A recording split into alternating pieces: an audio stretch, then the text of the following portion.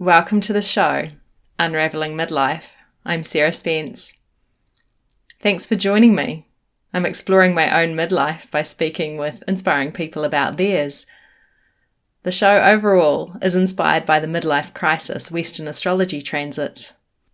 It's definitely not all about astrology because of the people I talk to. Just wait for the show today. At the end of each episode, I include a music track by me that links into the discussion in some way. The astrological transits I've mentioned are phases everyone goes through in life, specifically starting in the mid to late 30s through the early to mid 40s. It can be that opportunity to confront our biggest fears, find our way through the foggy times, and bounce us from one extreme to the other. All that stuff that many of our parents were going through when we were kids, and we had no idea because we thought they were grown up and had it all figured out. Today's guest brought me some real gems. Her name is Ellie Wilde. She is a somatic sexologist, relationship and intimacy guide with over 20 years experience working, consciously living and exploring the feminine mysteries, heart and womb wisdom, yin sexuality, relationship, intimacy, and the power of human connection. Ellie's known internationally for her unique approach, which is both vulnerable and deeply powerful, bringing down-to-earth science together with emotional intelligence and embodied wisdom to create spaces for people to open and shine. I've experienced one of her workshops, and it was really something else. She works with both women and men in individual or group situations to explore their sexuality. One of the results of this work is gaining energy rather than depleting. It's a really interesting conversation, and whoever you are, whatever stage in life you're in, potentially, only if you're over 16, in New Zealand at least, you will gain some kind of wisdom out of this talk. I certainly did. Enjoy. So, Ellie, welcome to Unraveling Midlife. Thanks so much for joining me. Thank you for having me here, Sarah. It's great to be here. Today's quite exciting. We are not doing a Zoom recording. We actually got a real microphone in between us. So I'm going to try and speak quietly, and Ellie's going to try and speak more loudly. Try and project my voice. Yeah, I am quite softly spoken, so. So tell us about what you do. So I've got many hats that I wear. One of the hats that I wear is I'm a sexuality coach, and I help women and their partners connect more to something that I call yin sexuality. So it's a sexuality that's more attuned to a woman's body and her pleasure and arousal system. I'm also an artist, and I'm a mum too, so there's lots of different hats. And so how's midlife been for you? Well, I don't know, when does midlife actually start? Because I remember some years back, and I was only 40, and I actually got in the newspapers in Taranaki for going topless on a beach down there. And rather than being shocked at there was no photographs, it was just an article, but rather than being shocked about being in this newspaper, the thing that shocked me the most was I was described as a middle-aged woman. And for the first time in my life, I realized, oh my God, I'm in midlife. And that kind of hit me around 40, I guess. But I think I've kind of been in denial for most of my 40s. Now that I'm 50, I think I'm embracing midlife a little bit more. But it's difficult because I think a lot of what society measures us, in terms of our success and what we think we should have achieved by the time we're 50, I haven't really run to that model. So in some ways, I feel like midlife has been a bit of a challenge for me. Just kind of reconciling some of those differences to sort of what mainstream people probably would have had achieved or goals they would have set for themselves by the time they were my age. In some ways, these days we have more of the freedom to live differently and not live by those society's expectations of growing up, getting married, having a house, having 2.4 children, and all of that. And you're one of many people I know that have chosen the path less travelled. Yeah. Yeah, I know Western astrology talks about the midlife transits for that midlife crisis as being from when Pluto comes to 90 degrees to where you were born, to Neptune doing the same thing, and then Uranus coming to 180 degrees, and then Saturn doing the same thing. So there's those four. And then followed on, so that's mid-30s to mid-40s. And then around that time of 50, there's the Chiron return, where Chiron, that asteroid discovered in 1977, comes back to where it was when you were born. And yours was last year. Beautiful year, 2020, to have a really impactful astrological transit. Yeah. Oh my God, 2020. I mean, I sort of cast my mind back to the lockdown that we had in April, where everything kind of stopped. And to be honest, I was relieved, because I felt like my business was failing at the time. I wasn't making enough money. My international travel had stopped. And so I kind of was facing this kind of fear of failure kind of thing, and actually really needing a bloody good rest. And then all of a sudden I was given permission to rest. And, our great government gave us $600 a week, which was enough for me to just have a rest and stop.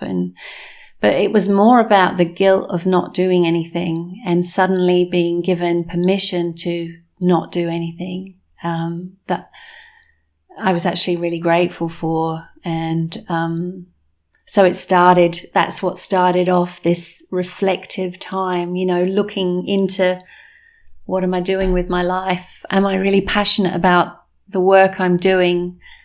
Have I gone off track, or how can I refine things? And out of that period of time, that's when yin sexuality came out, and I decided not to do the international travel so much, and to slow down. And it gave me an opportunity to digest my life.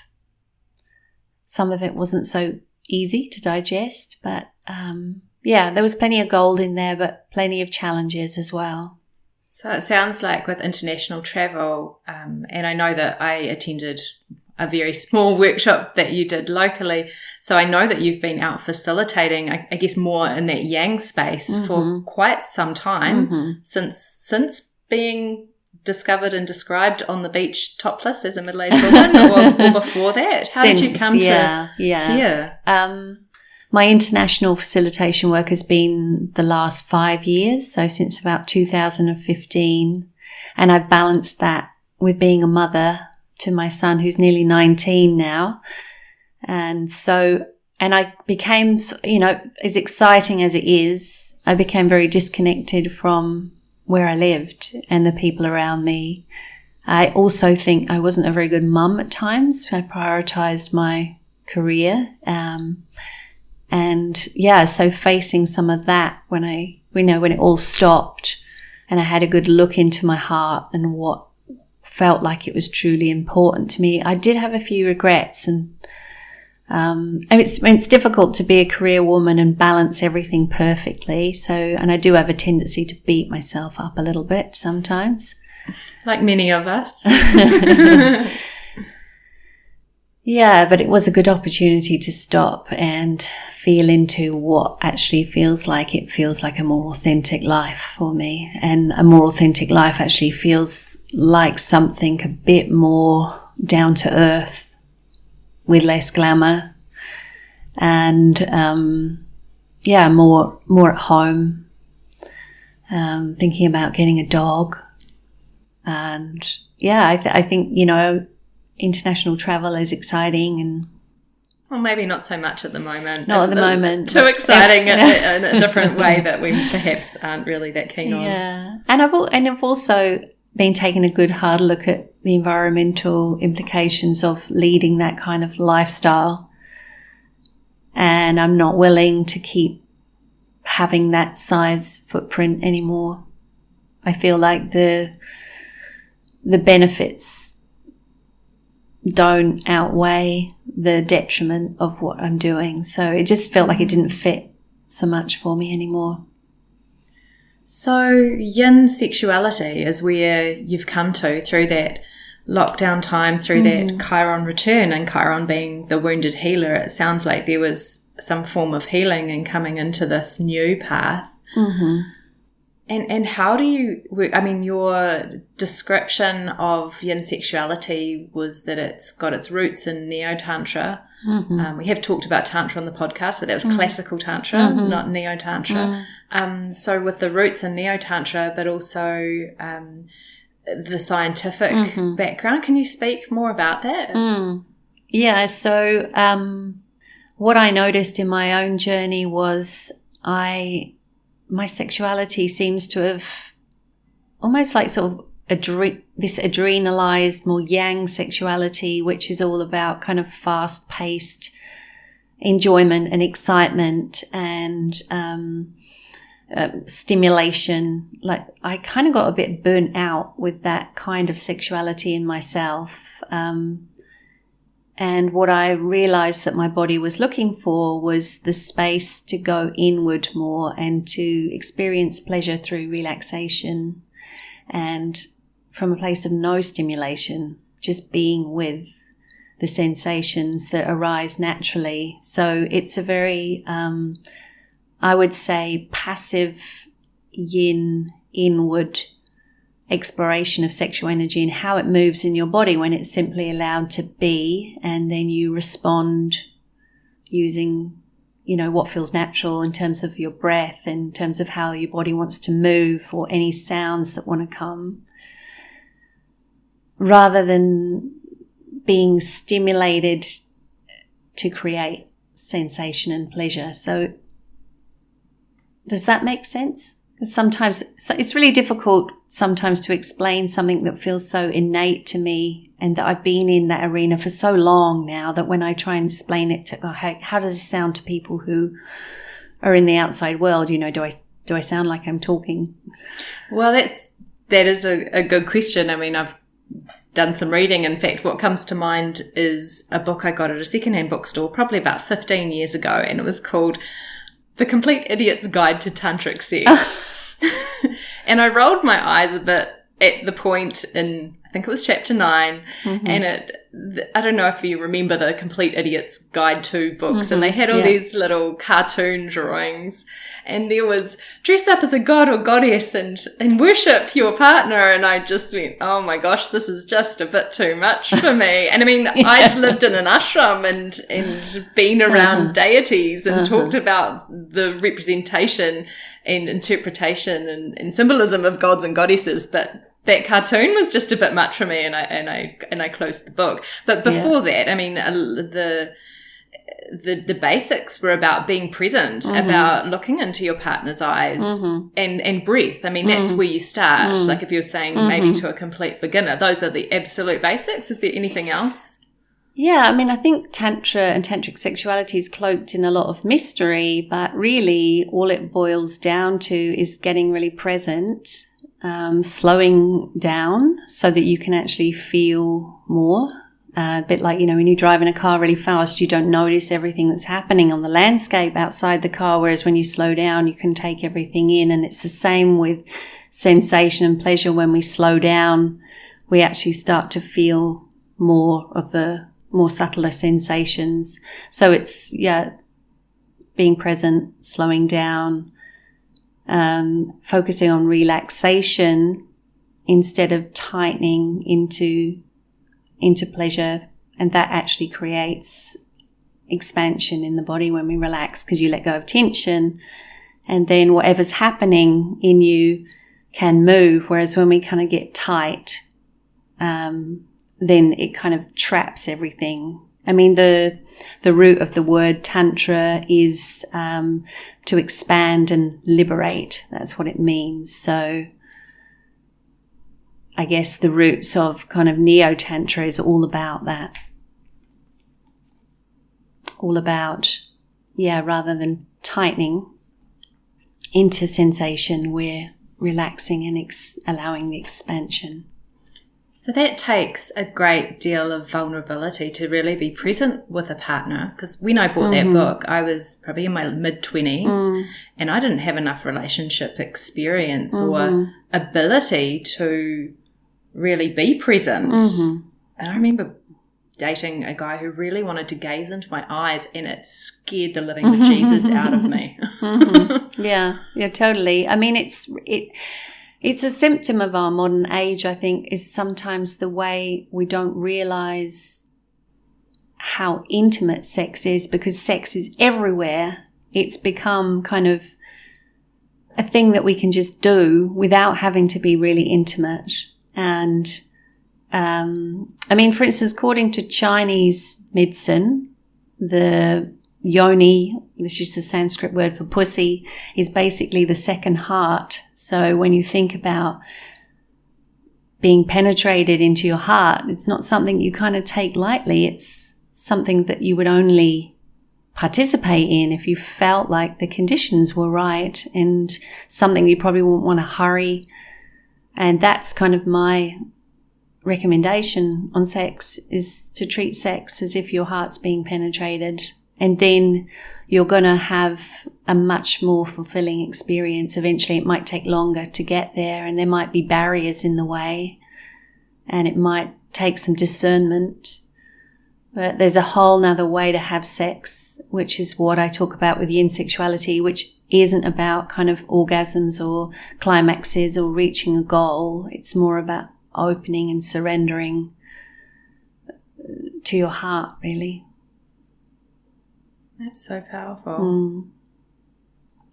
And I think it's sad that as women this is a mass generalization, but we've almost been conditioned to have sex like a man, because, we've focused on stimulation, on climaxing, on performance, on being sexy, on everything from our external kind of, and avoided maybe the true intimacy of allowing, the depth and intimacy and inward experience of sex as well.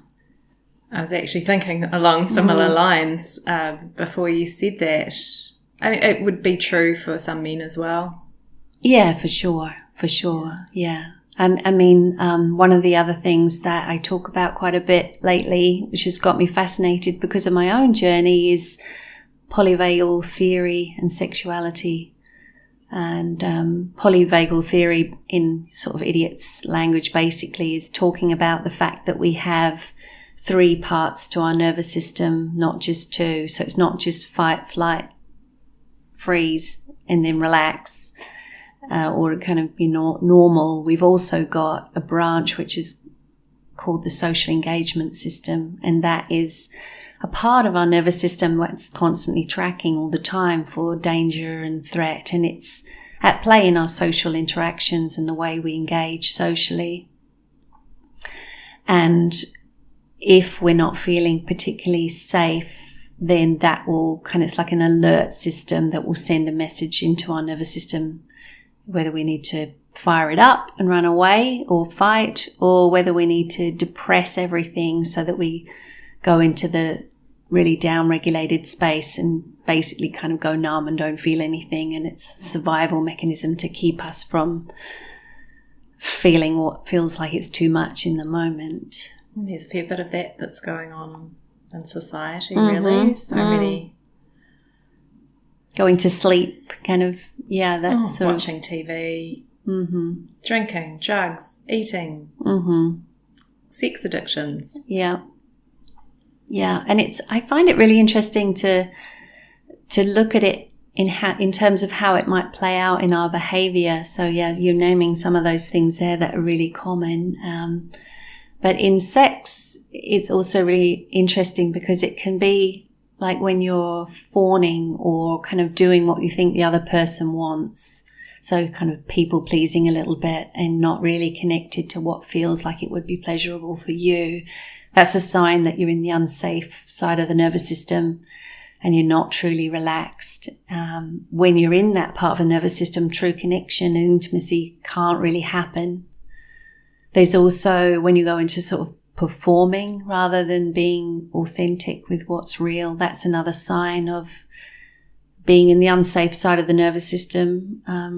Also, you know, in our other interactions, gossiping is a sign of feeling unsafe in some way. So if you're gossiping about somebody or talking in a negative way about somebody else, is usually a sign that you're in the unsafe side of the nervous system for some reason. And to have a look at actually what's going on underneath the surface rather than projecting it out onto the outside, judging, criticizing, gossiping about others, you know, what's going on inside of you. It all really always comes back to self-awareness and being able to catch the sneaky mind that can, I know for me, can take me off into one world or another, and then I'm like, hang on, what am I doing? Or maybe I'm in an intimate situation and I go, oh, this isn't so great, and having the courage to say something. Because I think from a teenager and reading off this Dolly magazine, and Girlfriend magazine was what it was in the 90s, and then Cosmo and Cleo, and those were the main Australian, New Zealand ones, how to pleasure your man, you know, how to, you know, have an orgasm, because, you know, if you haven't before, all those articles that have somewhat empowered women, but also there's this kind of underbelly, this underlying subconscious, how you can use your sexuality to manipulate a man and keep him at your whim. Yeah, yeah. How to perform. Yeah. So that balance between performance and authenticity, as you mentioned before, it's been very subtly ingrained in so many ways. I mean, gosh, Britney Spears has been in the news recently, and her first hits and were all about being sexualized and oh dear. Yeah, I think we're slowly making our way back to something that feels like it's a bit more wholesome for female sexuality, but I think we've got quite a long way to go. There might be some disappointment along the way when the sort of shiny veneer is rubbed off and it reveals what's the true expression of female sexuality, which isn't always pretty. Sometimes it's a snotty mess, you know, of tears but in my experience, that's way more beautiful and energy filled than a fake orgasm or sort of trying to please someone or just being disconnected from yourself and going through the motions. Would you say, in your observation, and I'm checking my own theory, that as people, because you've worked with many clients, as people age, and this might be both women, men, or other, they become more comfortable with their sexuality?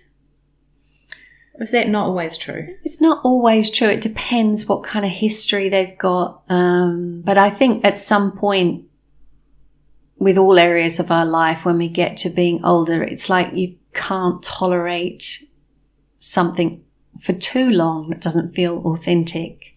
We might be able to tolerate it for a certain amount of time, but there comes a point in your life where it's kind of enough. And then the hard look inward of like, okay, let's be honest with myself, what's really going on. And I think that's why this midlife crisis kind of can occur, because we're having a good hard look at what's working and what's not working maybe. And for me, my midlife, you know, this Chiron thing also has coincided with menopause, and menopause is a wake-up call as well.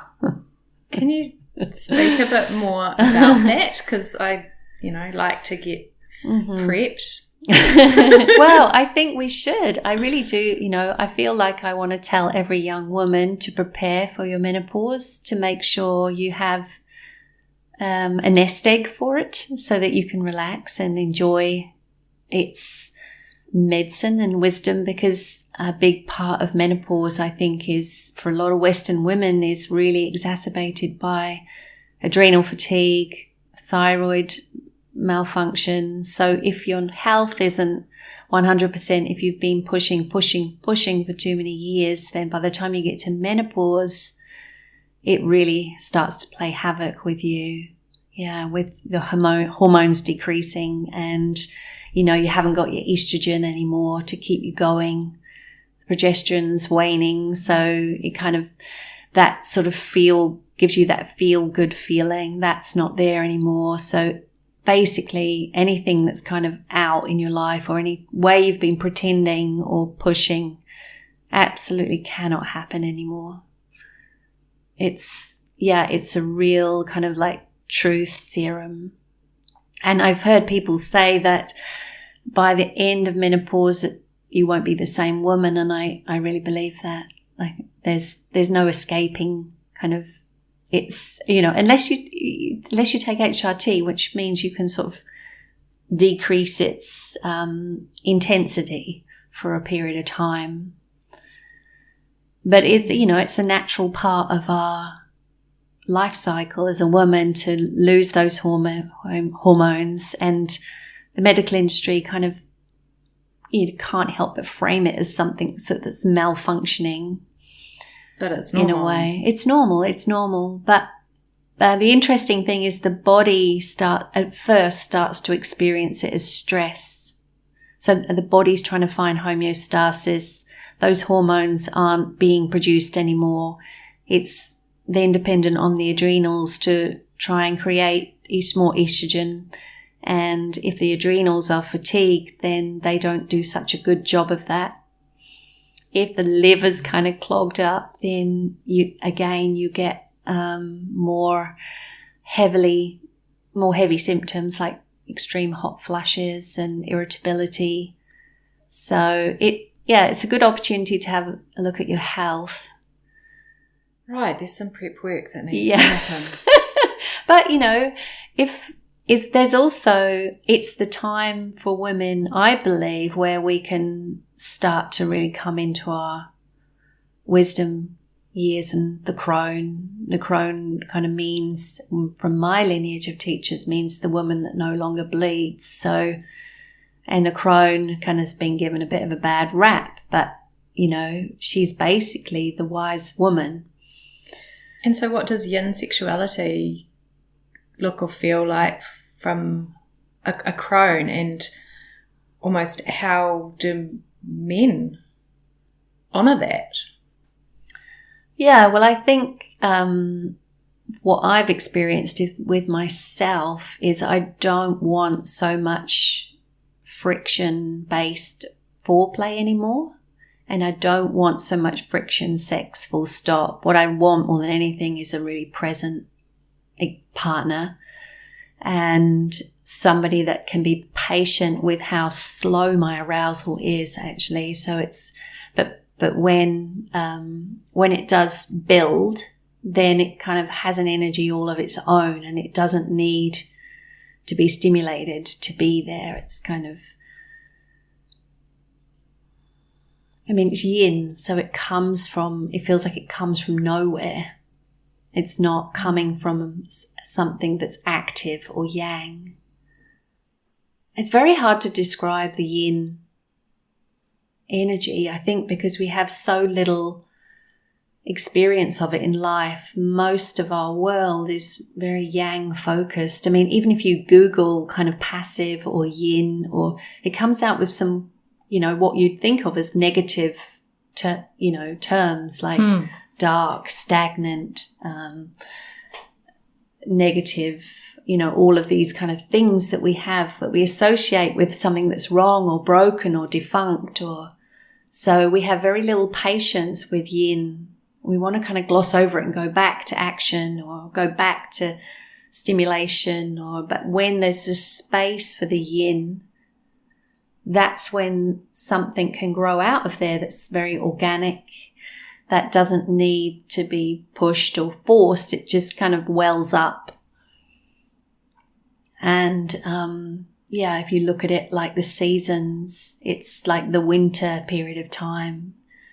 And winters can, be kind of a time of where it looks like there's nothing going on. Well, last year for us in New Zealand, really nothing was going on. No. And in fact, because we have our winter mid-year, this winter is feeling a lot more busy. Mm-hmm. So if someone wanted to start a practice very simply of yin sexuality, how would they go about that? Well, sometimes it's easier to think of things in terms of step-by-step processes, and I basically came up with this step-by-step process from my own experience with menopause, kind of making me feel like I had no drive or no sexual energy again.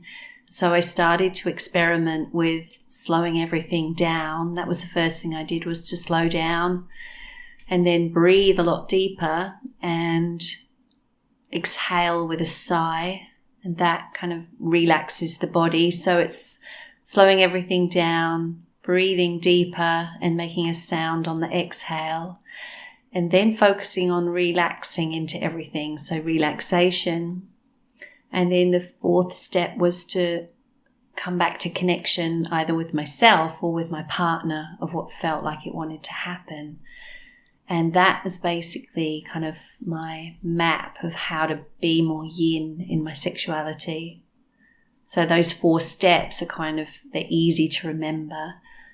And slowing down, focusing on the breath with that sound on the exhale, focusing on relaxing into sensation or whatever's happening, and then connection with the self and partner. And basically what that is in polyvagal theory terms is self-regulating the nervous system and then co-regulating with the other person.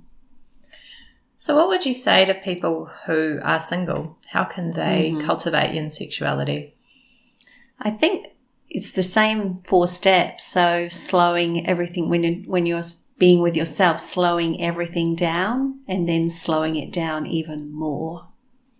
The other thing is to let go of any goals of trying to get anywhere or orgasm or anything, trying to make anything happen. So taking your attention away from the goal, slowing down, and that deep breath with this kind of sigh, like a something like that, whatever wants to come out of your mouth, that stimulates the relaxed part of the nervous system to kick in. And then through that relaxation, quite a bit of pleasure can organically start to happen through the body. It's quite, in my experience and through working with others, that relaxation is key for bliss states and states of ecstasy that are about the yin side of our sex. So it's not things that are happening through stimulation or action. It's by being passive with the energy as it is. And the more and more we relax, the more and more we surrender, the more that side of our sexual energy can open up. It's kind of like a different arousal system, like a feminine arousal system rather than a masculine arousal system. And does that arousal system, when men are applying it as well, does that shift their world so it's still a feminine arousal system? What do you mean, sorry? Well, because they're men, it's not so, they're not feminine per se, but because the arousal system is different for a woman, does practicing this also mean that the arousal system is different for the man, or the experience is quite different? Yeah, I mean, it takes also the man, if you're heterosexual, to let go of the goal of orgasm. And he might, if he's used to more friction-based sex, he might feel frustrated at first that it's not exciting enough. But if you stay with it and get resensitized to the more subtler energies, then it can be just as exciting and just as expansive, just in a different way. Because, I mean, if you think of the yin and yang symbol, there's always a bit of yang in the yin and always a bit of yin in the yang. So it's not like the whole sexual experience has to be super passive and kind of like waiting for this wave and kind of quiet and inward. There are moments when the energy will increase through both of you or with yourself. And so then it's like riding those waves, and, you know, then there may want to be more stimulation in those moments, but then it's kind of listening to when it wanes again and being able to ride the cycles. So yeah, it's not all yin, and it's not all just for the woman's body. There is an interplay between the yin and the yang that starts to happen.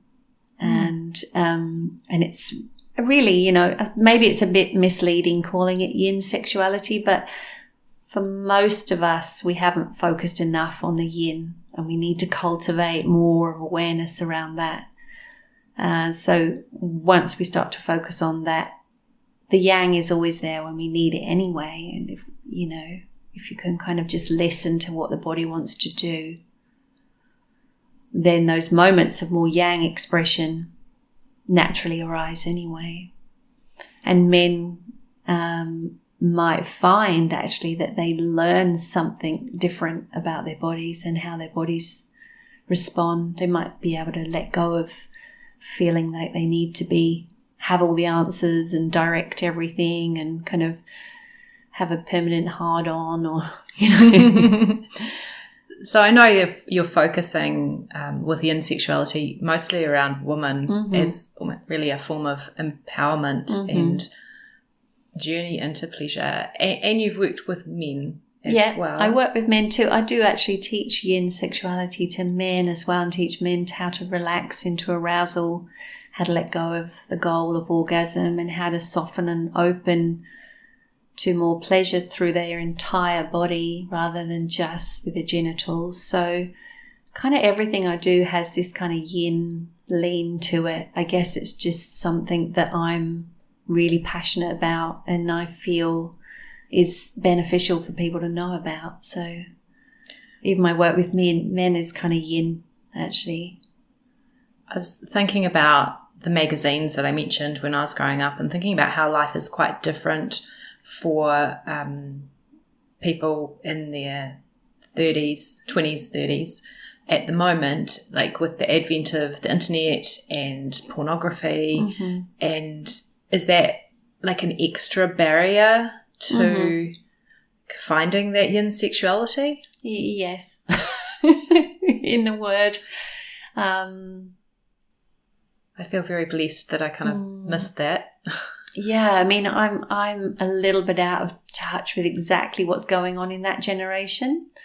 Most of my clients are probably late 30s, early 40s. I meet some that are in their 20s, but most of the ones that come to me that want to learn about tantric sexuality or yin sexuality are curious about what relaxing into arousal can do for them and how they can learn to liberate their sexual energy from just being a genital experience and a sneeze to something that's kind of the entire body that travels through up into the heart and the throat and, you know, even into the third eye and the mind. And there's nothing kind of mystical about it. It's actually quite scientific. When you look at it from a nervous system perspective, we're just relaxing enough to be able to attune to ourselves and attune to our partner. Because true intimacy and connection can't happen when the nervous system is dysregulated. All we'll do in that mode at best is have some kind of stimulation experience that's pleasurable that might end in an orgasm, but we're never going to have that experience of a more deeply fulfilling, connected, orgasmic, flowing, kind of rejuvenating, restorative experience that leaves you feeling high afterwards, which is the place that I got to in my own sexuality. I couldn't have the type of experience anymore that was leading me feeling depleted afterwards because there was no reserves left in my tank. I just couldn't keep doing it. And so for me, it was like, okay, I need restorative sex. That's what I need. I guess it's like the people who were doing Ashtanga yoga for years, and when I talked about yoga on the podcast, it was a similar coming inward, being about relaxation, and in fact the polyvagal nerve was discussed there too. Yeah. Well, maybe as a species we're just realizing how over adrenalized we've become from this push kind of capitalist consumer, and what we're needing is more regeneration, more restoration, and you just have to look out to the planet and what the planet needs, which is more restoration and regenerative kind of attitudes. And we're the same, you know, we're not that dissimilar from the planet and its condition, I don't think.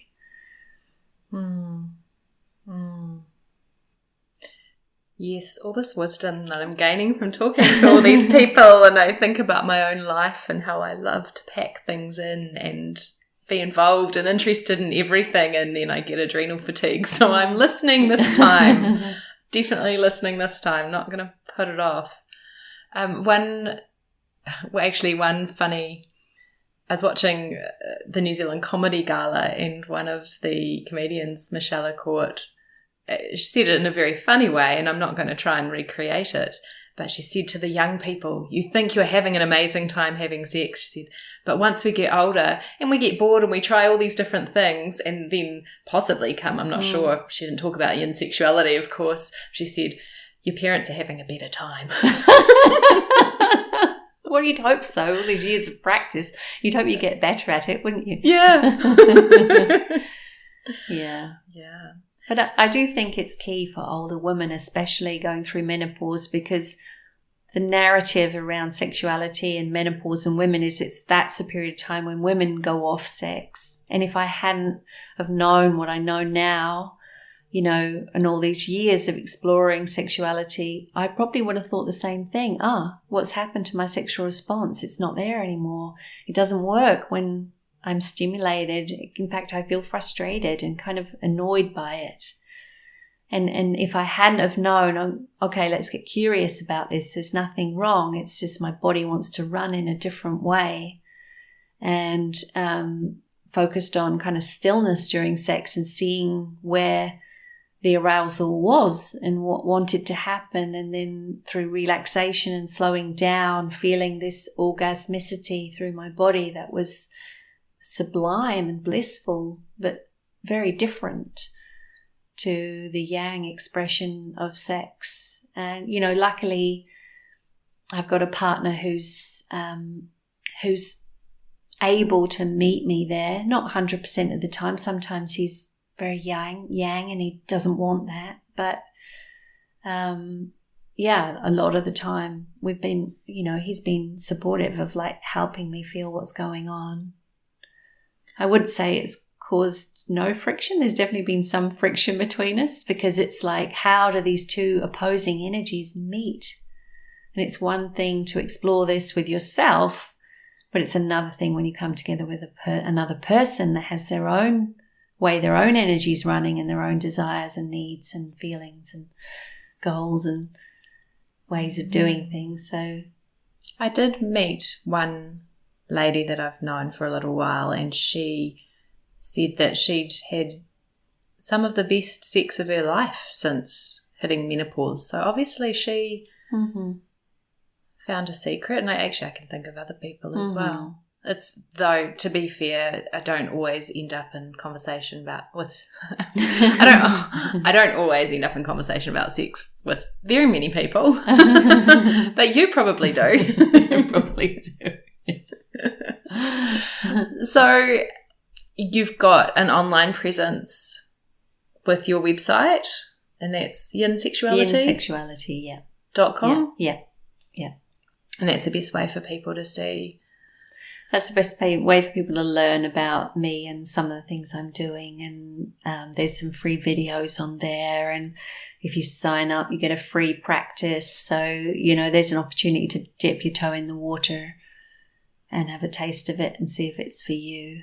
I saw some good blog articles on there too. Some blogs. I need to write more blogs. I've actually been really taking time away from working too much though. So really practicing yin. Yes. Yeah. to say. Taken a bit of a sabbatical since COVID and only doing what I need to do. Respecting yourself and honouring what you need. Mm-hmm. Wow. Thank you so much for your time, Ellie. Thank you for having me. Great to talk yin sexuality. So much food for thought. Yeah. Thanks for having me here.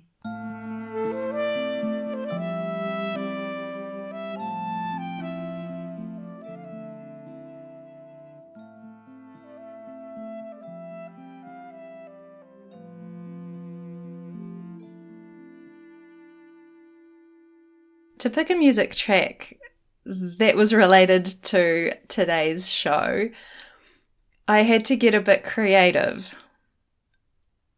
I haven't written very many songs about sex, and the one that I have is one that I'm not willing to share.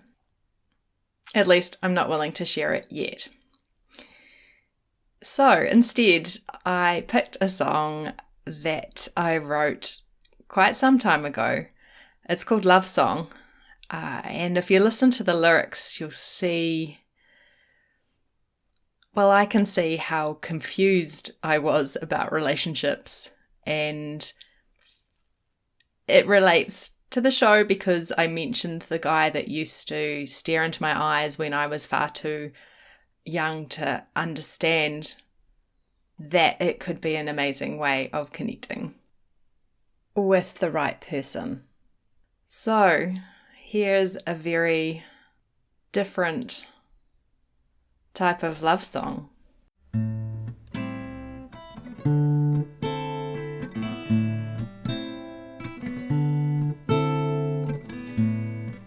The sea pounds, surf breaks, a random wave soaks me through, and my laughter reveals joy, 'cause life is like that, especially with you.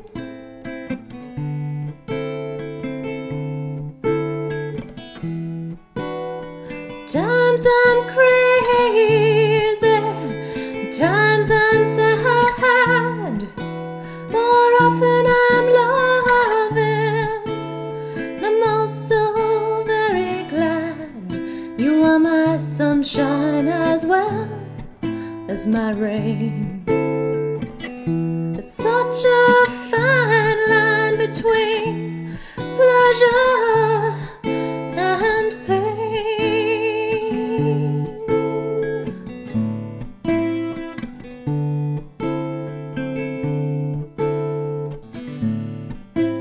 You teach me about life, being inward, being strong. I try to please you and many others, as I'm ever learning to sing my own true song. Times I'm crazy, times I'm sad, more often I'm loving, and I'm also very glad you are my sunshine as well as my star. You're in my heart even when you're afar.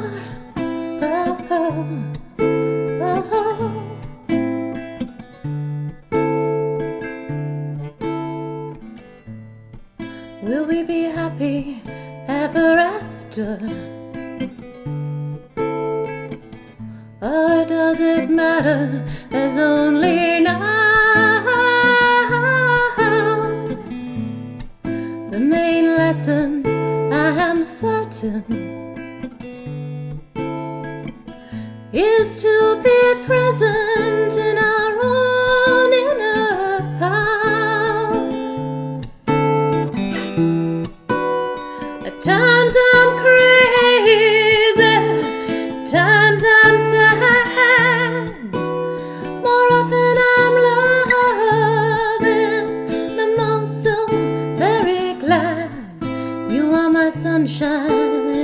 now as my moon, wrapping each other in a old light cocoon.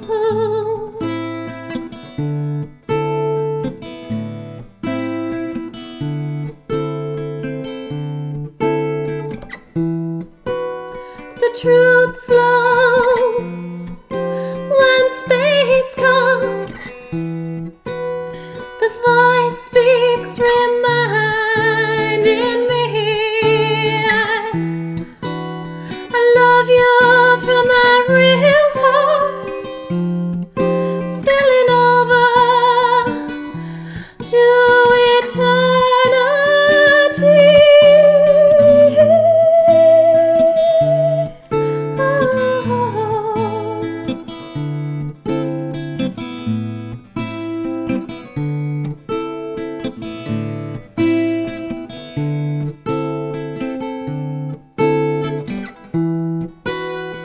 Times I'm crazy, times I'm sad.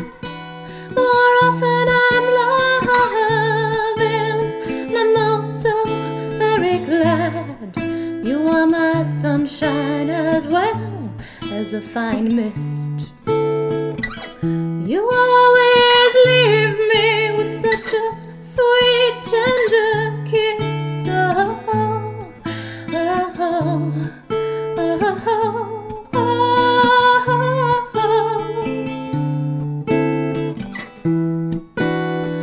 Times I'm crazy, times I'm sad. More often I'm loving, and I'm also very glad that you're here with me, supporting totally. Our love keeps on growing with such certainty.